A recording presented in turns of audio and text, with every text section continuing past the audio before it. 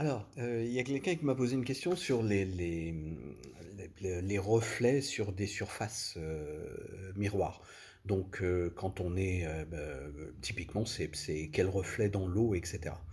Euh, donc, il y a des explications scientifiques. J'allais me lancer dans une explication scientifique, mais en fait, je suis dans une chambre d'hôtel en Espagne et il se trouve que ils ont des tables de chevet avec du verre dessus. C'est une table de chevet plutôt mignonne, sympa. Euh, c'est pas trop le problème.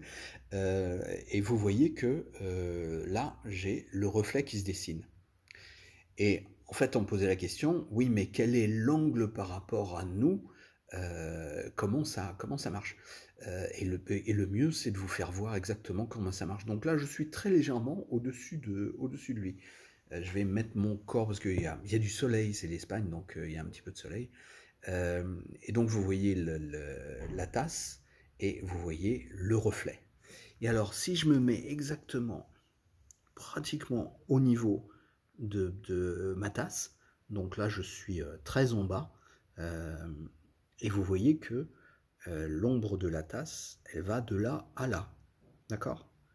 Et si je me lève un petit peu, pardon, il faut que je recule, et donc vous voyez que ça baisse de moitié là, alors que je suis environ à 30-40 degrés au-dessus. Et si je me mets, plus je vais me mettre au-dessus de la tasse, voilà, voilà, et plus l'ombre, elle va être petite. Et si je suis juste au-dessus, eh bien, il n'y a plus d'ombre du tout. Et plus je vais me baisser, voilà. Donc en gros, plus on est en face et pas au-dessus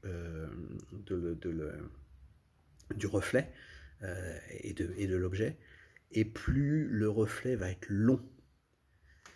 Et plus on va être au-dessus de l'objet, et plus le reflet va être court.